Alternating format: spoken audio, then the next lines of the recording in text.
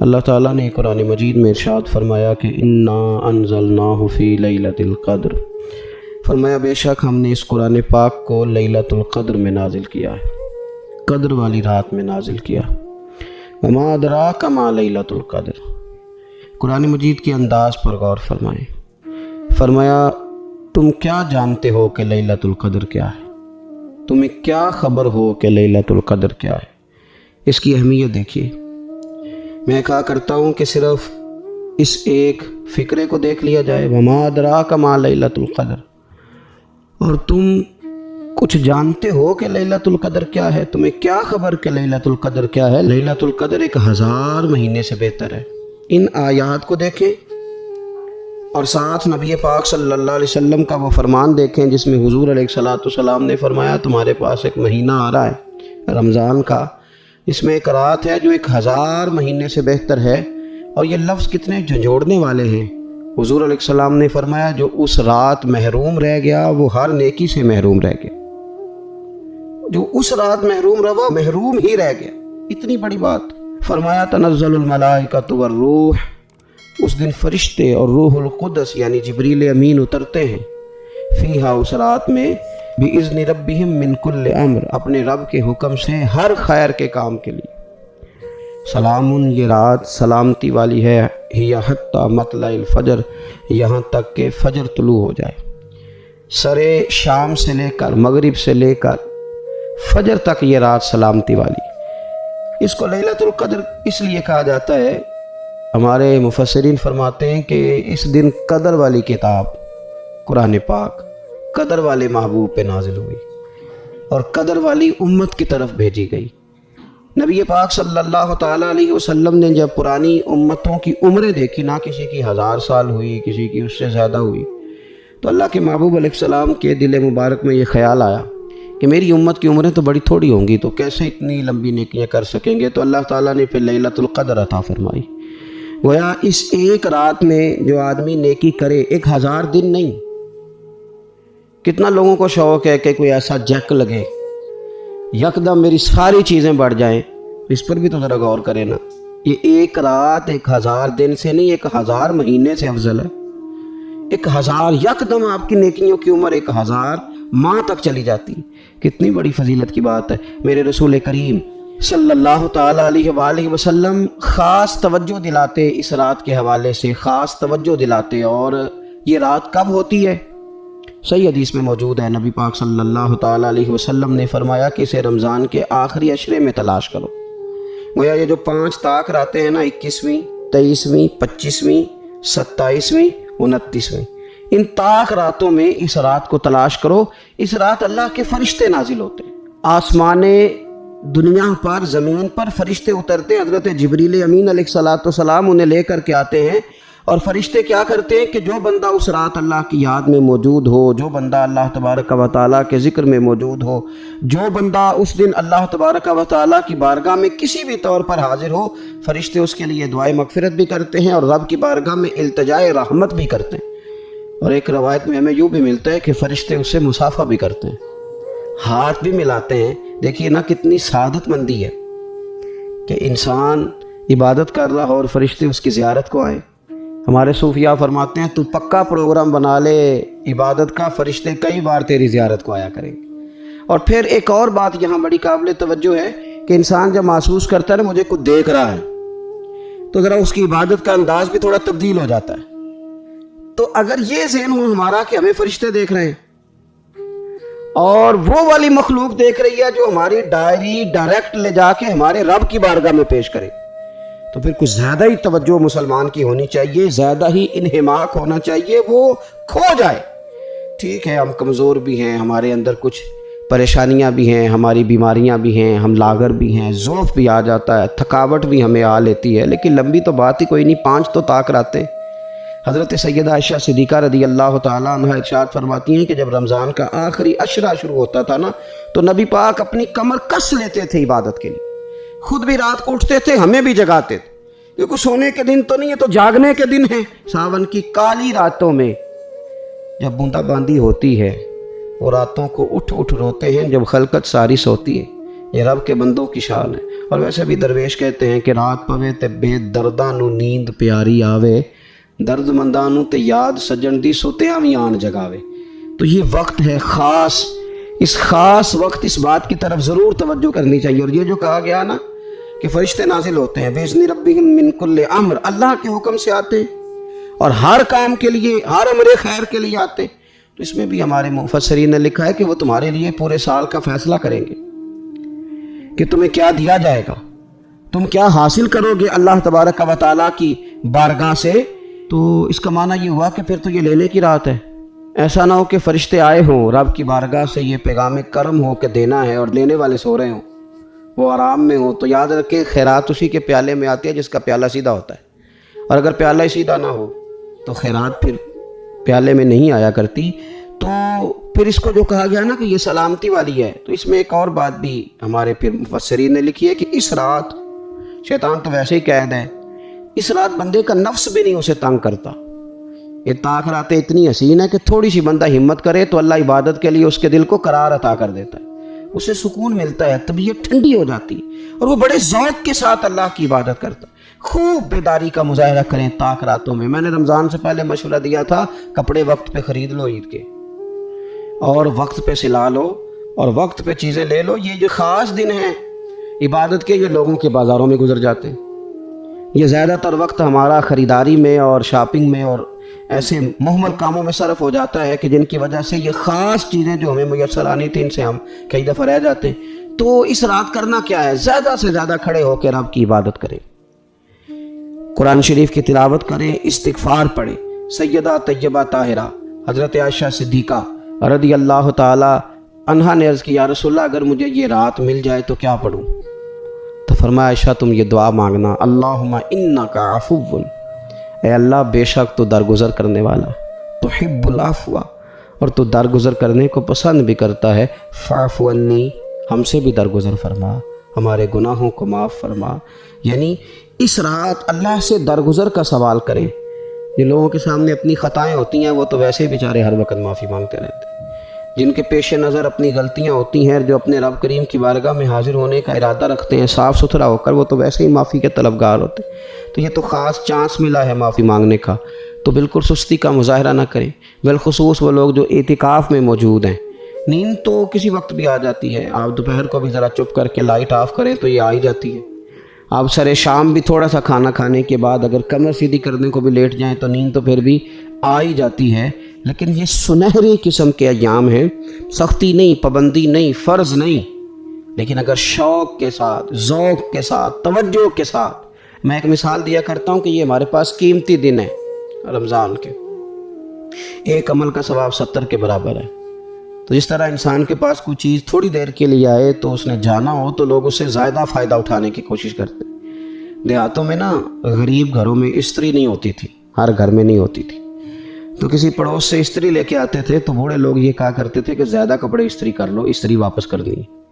جس چیز کو واپس کرنا ہو تھوڑی دیر کے لیے ہمارے پاس ہو، اس سے زیادہ لوگ نفع لینے کی کوشش کرتے ہیں۔ تو یہ تو تھوڑے دن باقی رہ گئے، طاق راتیں تھوڑی رہ گئی، زیادہ نفع لینے کی کوشش کریں۔ اگر آپ محسوس کریں نا کہ یار یہ نا میں نے بال نہیں صحیح، میرے بکھرے ہوئے ہیں، ٹوٹے ہوئے ہیں، تو محسوس کرتے ہیں یار کوئی دیکھے گا تو کیا کہے گا۔ دو جوڑے بھی بعض لوگوں کو دن میں تبدیل کرنے پڑتے ہیں، وہ آسودگی حاصل ہوتی ہے، اس سے تسلی محسوس کرتا ہے آدمی۔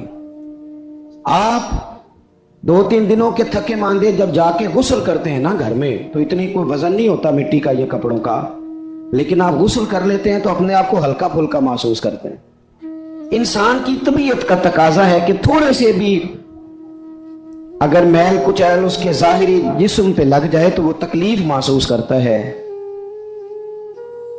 بس سمجھ لیں اس بات کو کہ اگر ظاہر پر 1-2 دھبا ہو تو بندہ بے چین رہتا ہے، تو اگر دھبے باطن پہ ہوں تو اگر دل پہ دھبے لگ جائیں نا، لالچ کا، ہرس کا، ہوس کا، حسد کا، عداوت کا، بغض کا، لوگ کہتے ہیں پتہ نہیں کیا بات ہے میں بور ہو رہا ہوں، پتہ نہیں کیا بات ہے مجھے کیا ٹینشن ہے، پتہ نہیں سارا کچھ ہے۔ تو میں کہتا ہوں سارا کچھ ہے، پر ایک ٹینشن بھی ہے آپ کو کہ مجھے دیکھ کوئی نہیں رہا، ایک مسئلہ بھی ہے کہ میری ذرا شہرت ہو جائے، ایک پریشانی بھی ہے کہ میری بھی ذرا کبھی کوئی فوٹو آنے لگ جائے تو اس نے بے چین کر دیا, بے قرار کر دیا. آپ کے پاس سارا کچھ ہے لیکن وہ جو بھائی تھوڑا سا 4 پیسوں میں آگے نکل گیا وہ برداشت نہیں ہو پا رہا, اس نے اندر جوار بھاٹا برپا کر دیا ہے باطن میں. یہ جو اندر کے دھبے ہوتے ہیں یہ انسان کو بے چین کر دیتے ہیں, بے قرار کر دیتے ہیں.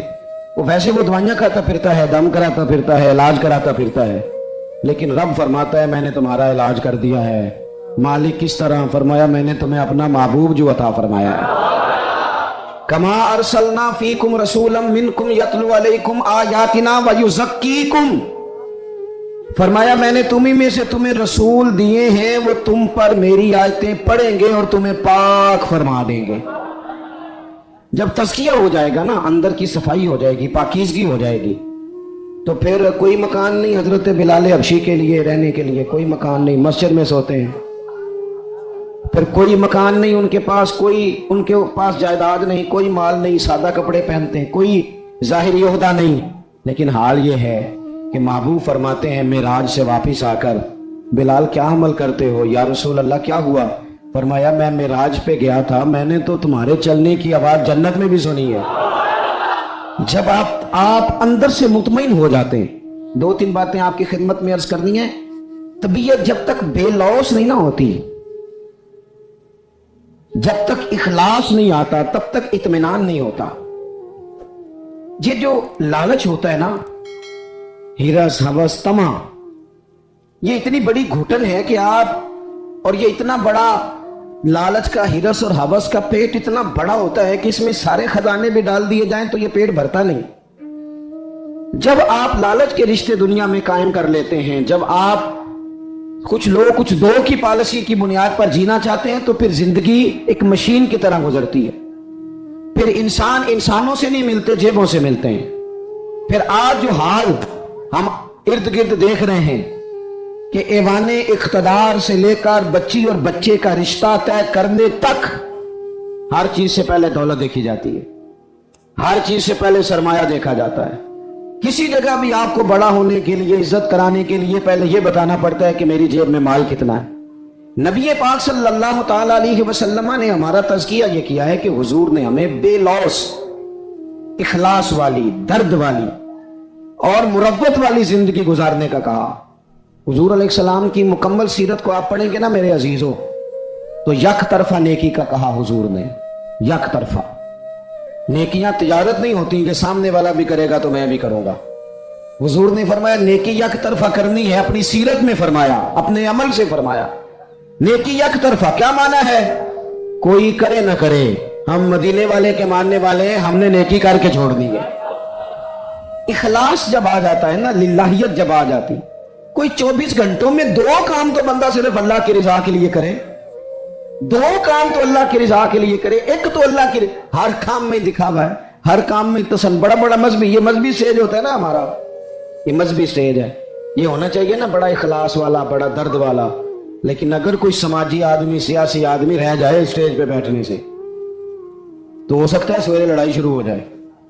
فلاں نہیں آیا, کوئی پیر صاحب اگر رہ جائیں, پیچھے رہ جائیں, تو اگلے دن ہو سکتا ہے وہ کہیں کہ آئندہ آپ کی محفل کا بائیکاٹ کرنا ہے, آپ نے تو, میں تو صدارت کے قابل تھا اور مجھے نیچے بٹھا دیا.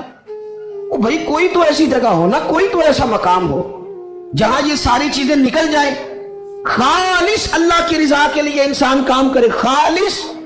میرے رسول پاک صلی اللہ تعالی علیہ وسلم نے سامنے والے کا انداز دیکھ کر اس کے ساتھ نیکی نہیں فرمائی, بلکہ کریم کا تو ایک منفرد طریقہ ہے پیار کرنے کا. ارسلت الی الخلق, فرمایا میں مخلوق کا رسول ہوں, مخلوق کا. حضور کا تو دل غیروں کے لیے بھی بڑا دھڑکتا تھا, نہ ماننے والوں کے لیے بھی بڑا دھڑکتا تھا. بدر میں جو لوگ آئے تھے وہ کوئی پھول کی پتیاں لے کے تو نہیں نہ آئے تھے. بدر میں جو لوگ آئے تھے وہ گھی شکر لے کے تو نہیں نہ آئے تھے, وہ تو تلواریں لے کے باقاعدہ لڑنے کو آئے. وہ تو وہ سارا کچھ کرنا چاہتے تھے جو عرب کے لوگ اپنے دشمن سے کیا کرتے تھے معاذ اللہ. وہ پہلے قتل کر دیتے, پھر ناک کاٹ ڈالتے, پھر کان کاٹ ڈالتے, پھر وہ ٹکڑے کر دیتے. وہ تو وہ سارا کچھ کرنے آئے تھے. اللہ نے مسلمانوں کی مدد کی. 313 1000 کے مقابلے میں لڑے, پر جب رب مدد کرے تو پھر کامیابیاں آیا کرتی ہیں. نتیجہ کیا نکلا؟ صرف 14 مسلمان شہید ہوئے, 70 کفار کو قیدی بنا کے لایا گیا. میں نے کہا یہ پھول پتیوں والے لوگ نہیں تھے، گھی شکر والے نہیں تھے، تحفوں کے تبادلے والے نہیں تھے، یہ پتھر مارنے والے تھے، کانٹے بچھانے والے تھے، تکلیف دینے والے تھے، چوکوں میں، چوراہوں میں، گلیوں میں، کمروں میں بیٹھ کر اسلام کے خلاف منصوبہ بندی کرنے والے تھے۔ نبی پاک علیہ السلام کو کیسے معاذ اللہ تکلیف پہنچائی جائے اس کے لیے یہ پلان کرنے والے تھے۔ لیکن حضرت انس بن مالک فرماتے ہیں میں جب بدر کے وہ قیدی آئے تو ظاہر ہے ہمیں غصہ تھا، انہوں نے بڑا ستایا تھا، ہم نے ذرا رسیاں زور سے باندھی ان کی۔ میں آپ سے عرض کروں نہیں درد رہا ہمارے دل میں، زیادہ سے زیادہ اپنے بچوں کے لیے دل دھڑکتا ہے، تھوڑا سا اور کبھی دوسرا نمبر آئے تو بہن بھائیوں کا، ورنہ وہ ریڑھی والا میرا کیا لگتا ہے، ورنہ یہ تو اس طرح لگتا ہے کہ جیسے یہ انسانوں کے جتھوں کو ہم نے جانوروں کا جتھا سمجھنا شروع کر دیا۔ جب لیڈروں کی گاڑیوں کے پیچھے لوگوں کے بچے دھوپ میں بھاگتے ہیں تو وہ اندر ہو کے خوش ہوتے ہیں، وہ ہاتھ ہلاتے ہیں۔ آپ کیا دیکھ رہے ہیں؟ یہاں کو تماشے لگے ہوئے ہیں۔ یہ بے ہنگم انداز آپ کا، وہ جس آدمی کو بڑا راضی ہونا چاہیے تھا کہ میں لائن میں لگا ہوں، جس طرح میری قوم تکلیف میں ہے میں بھی اسی طرح ہوں، لیکن وہ قوم جو ہے بیچاری وہ کہہ رہی ہے کہ صرف ڈاکٹر چیک کر لے، صرف بتا دے مریض کو کیا ہے، اگر کہیں اور شفٹ کرنا ہے تو اس کے لیے بھی وہ سفارش لیتی ہے۔ لیکن یہ صاحب کیا کہتے ہیں؟ کہتے ہیں مجھے اللہ نے بڑی عزت دیا، میں گیا تو ڈاکٹر اٹھ کے کھڑا ہو گیا، تو بھئی قوم کو اس کا کیا فائدہ؟ ڈاکٹر کو بھی آپ سے کوئی کام ہوگا۔ وہ میں جمعے میں دوستوں سے کہہ رہا تھا کہ ہمارے حکمران کہتے ہیں میں بڑا خوش نصیب ہوں، جو بھی جاتا ہے وہ کہتا ہے میں بڑا خوش وقت ہوں، میرے لیے کعبے کا دروازہ کھلا ہے۔ تو میں کہتا ہوں کعبے کا دروازہ کھلنا کمال نہیں، کعبے والے کی بات ماننا کمال ہے۔ اگر کعبے کے اندر جانا تم نے کمال سمجھا ہے، وہاں تو 360 بت بھی بڑی دیر رہے ہیں، وہاں جانا تم نے کمال سمجھ لیا۔ یہ دیکھو کعبے والے کی بات مانی ہے، اور جو تمہیں کعبے کا دروازہ کھول کے دیتے ہیں ان سے کہو چلو ہمارے بے گناہ قیدیوں کے لیے جیل کے دروازے ہی کھول دو، جو بے گناہ ہیں ان کو ہی چھوڑ دو۔ لیکن ہم نے بات ٹھیک ہے، اور پیر صاحب بھی کہتے ہیں میں جناب گیا تو بینک والا اٹھ کے کھڑا ہو گیا۔ بھئی یہ کیا بات ہوئی؟ آپ بھی نہیں لائن میں لگنا پسند کرتے؟ آپ کو بھی نہیں اس بات کا خیال آیا کہ کتنے لوگ دھوپ میں جل رہے ہیں اور میں آیا ہوں اور میں نکل گیا ہوں؟ خدا کے بندو، جب تک بے لوث درد نہیں ہوتا تب تک سمجھ لو سینوں میں دل نہیں ہے، پتھر ہیں، فقط اپنے لیے دھڑکتے ہیں، فقط اپنے بچوں کے لیے۔ خدا مجھے ایسی خدائی نہ دے کہ اپنے سوا کچھ دکھائی نہ دے۔ یہ کیا بات ہوئی؟ حضرت انس بن مالک کہتے ہیں ہمیں غصہ تھا کفار پر، ہم نے رسیاں زور سے باندھ دی، اور اپنا غصہ نہیں تھا، غصہ یہ تھا ہمارے نبی کو تکلیف دی، مکہ چھوڑنا پڑا، اذیت دی، ہم نے زور زور سے رسیاں باندھی۔ لیکن فرماتے ہیں میں رات کو مسجد نبوی میں آیا تو حضور کو دیکھا، کبھی بے چینی سے ادھر ٹہلتے ہیں، کبھی ادھر ٹہلتے ہیں۔ میں درد سے آگے بڑھا، میرے ماں باپ آپ کے قدموں پہ قربان، میری اولاد آپ کے ابرو کے اشارے پہ قربان، محبوب کیا بات ہوئی، کیوں اس طرح ٹہل رہے ہیں؟ حضور فرمانے لگے انس تم نے ان کی رسیاں زور سے باندھ دی ہیں، یہ ہائے ہائے کرتے ہیں مجھے نیند نہیں آتی، یہ ہائے ہائے کرتے ہیں مجھے نیند، ان کی رسیاں ذرا ڈھیلی کر دو تاکہ میں سو جاؤں۔ کسی سے تو پیار کرنا یار، کسی کا تو درد پیدا کرنا، یہ نہیں ہو سکتا کہ تو ناجائز کمائی کما کے لائے، تو کسی کے بچوں کا نوالا چھین کے لائے اور پھر تیرا بچہ ڈاکٹر بن جائے، یہ کیسے ہو سکتا ہے؟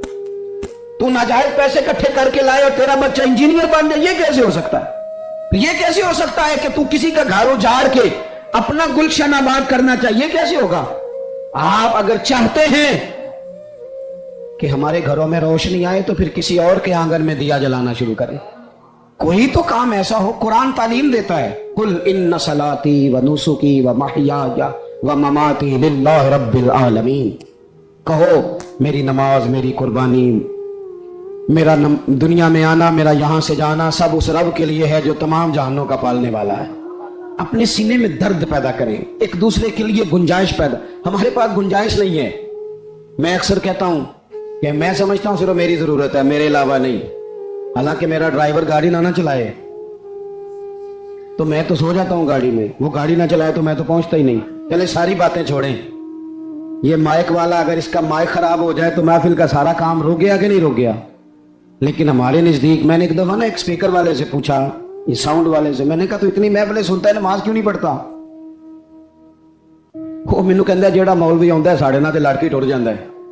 ہم تو پوری محفل میں نا ایسے کانپ رہے ہوتے ہیں کہ کسی کو آواز اونچی چاہیے، کسی کو نیچی چاہیے، کوئی کہتا کھول دے، کوئی کہتا بند کر دے۔ तो हम पे क्या असर होना है, हम तो खौफ में, हमने कदर नहीं ना जानी लोगों की, कदर नहीं समझी लोगों की। कदर समझना शुरू करें, प्यार करना शुरू करें। आप बेलौस हो जाएं, कुछ काम पीछे छुप के भी करें, कुछ काम बैक पे रह के भी करें, आप महसूस करेंगे कि आपके दिल को अल्लाह ने सुकून दे दिया, कुछ इत्मीनान हासिल होने लगा है। 100 घर था मदीना शरीफ में, थोड़ी सी आबादी होती थी, 100 घर था। इमाम अबू नुआइम लिखते हैं 100 घर था, जहां 2 वक्त रोटी भी पहुंचती थी, बच्चों के कपड़े भी आते थे, कोई बीमार होता तो दवा का खर्चा भी आता था। 1 दिन नहीं, 2 दिन नहीं, सालों मदीना शरीफ में सालों 100 घरों की कोई किफालत करता रहा। पर रात को कोई पर्दा नशीन आता था नकाब ओढ़ के, और दरवाजे पे राशन रखता था, उससे पूछते थे तेरा नाम क्या, तो नाराज हो जाता था सालों। फिर अचानक वो खाना आना बंद हुआ, फिर अचानक वो सारी चीजें मौकूफ हो गईं। एक दूसरे से गरीबों ने पूछना शुरू किया, तेरे घर नहीं खाना आता? नहीं, तेरे घर भी नहीं आता। कब से नहीं आया? मालूमात होने लगी, सब एक दूसरे से पूछने लगे, तो पता चला 18 मुहर्रम से ना उसके घर आया है, ना उसके घर आया है, ना उसके घर आया है। 18 मुहर्रम से किसी के घर नहीं आया। मालूमात करो लोगों, 18 मुहर्रम को हुआ क्या? तो पता चला कि 18 मुहर्रम को इमाम ज़ैनुल आबिदीन का इंतकाल हुआ। अपने चेहरे पे नकाब डाल के, फोटो बना के नहीं, लोगों को दिखा के नहीं, वीडियो साथ साथ बना के और अपना नंबर दे के नहीं, वो 100 घरों में लंगर रोज, और बेटे के हाथ नहीं बेचते थे, मुलाजिम और गुलाम के हाथ नहीं। इसलिए कि जब किसी का दर्द उठता है ना, तो वो अल्लाह की रिजा के लिए हो, तो फिर उसकी कैफियत कुछ और होती है। 100 घरों में खाना जाता था, इतना बड़ा मजमा है, इतने सारे आप लोग आए हैं, क्या 3 आदमी मिलके एक गरीब का बोझ नहीं उठा सकते? क्या 3 लोग किसी एक गरीब का बच्चा नहीं पढ़ा सकते?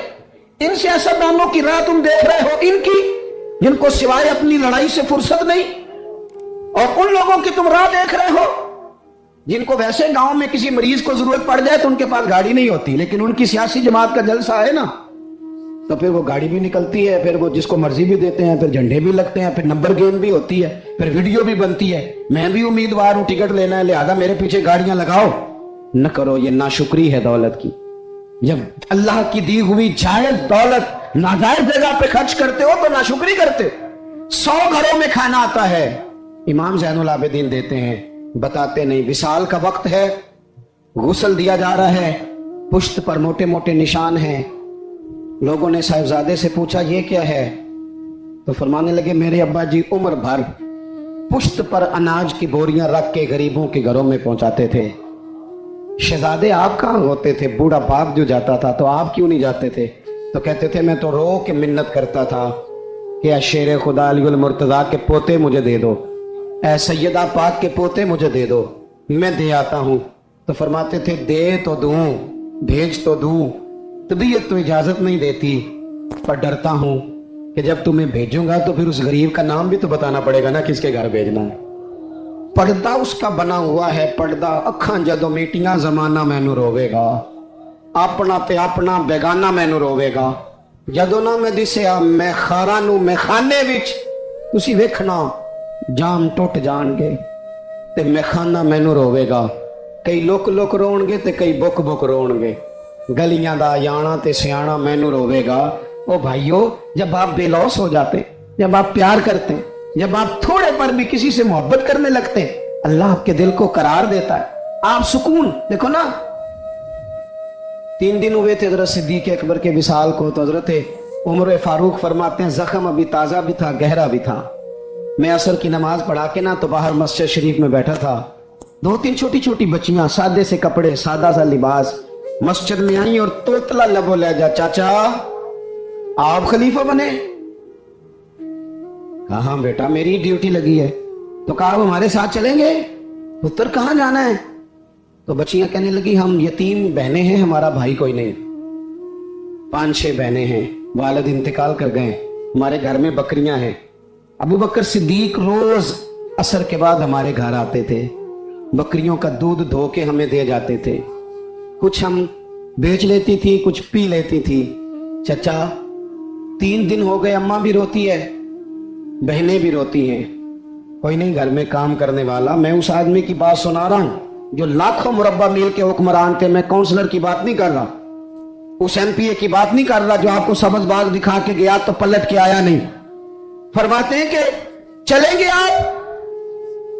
हजरत सैयदना उमर फारूक रज़ी अल्लाह तआला अन्हु कहते हैं मैं इतना रोया कि मेरी दाढ़ी आंसुओं से भर गई। मैं उठा, चलो पुत्र चलता हूं। आगे आगे वो बच्चियां और पीछे पीछे मैं। रस्ते में एक सहाबी मिले। ऐ अमीरुल मोमिनीन, रोते हुए कहां तशरीफ ले जा रहे हैं? फिर रो पड़े, कहने लगे यार ये अबू बकर सिद्दीक तो मेरे लिए रास्ता ही बड़ा मुश्किल कर गया, किस तरह चलूंगा इनकी राहों पर, कैसे ये मैं काम आगे। जिगर राहे वफा में मैं नक्श ऐसे छोड़ आया हूं कि जिस मंजिल से गुजरा हूं वो अब तक याद करती है।